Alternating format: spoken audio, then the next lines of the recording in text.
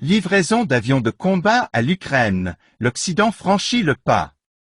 En visite aux Pays-Bas et au Danemark, le président ukrainien, Volodymyr Zelensky, a obtenu la promesse que des F-16 américains seraient transférés à Kiev avec l'approbation des États-Unis.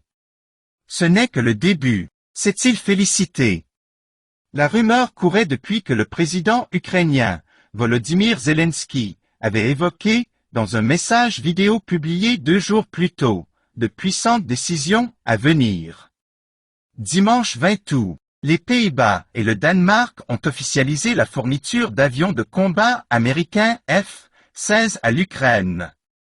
Une première depuis le début de l'opération militaire spéciale, lancée par la Russie en février 2022, et un soulagement pour les Ukrainiens, qui réclament depuis des mois la livraison d'aéronefs occidentaux pour résister à l'invasion des troupes de Moscou.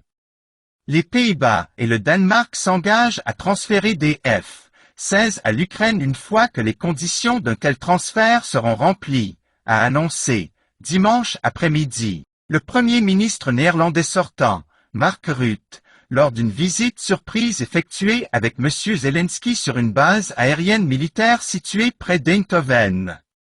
Aujourd'hui, nous avons franchi une nouvelle étape pour renforcer le bouclier aérien de l'Ukraine, lui a répondu le président ukrainien, assurant « ce n'est que le début ». Dans un message publié sur Telegram durant sa visite, M. Zelensky a évoqué la livraison de 42 avions F-16, mais les Pays-Bas n'ont pas précisé combien exactement ils comptaient en céder. Si l'armée néerlandaise dispose officiellement de 42 exemplaires du chasseur américain, 18 d'entre eux ont été déclassés et servent de pièces détachées, selon les spécialistes. M. Rutte n'a pas indiqué non plus quand ces aéronefs seraient livrés.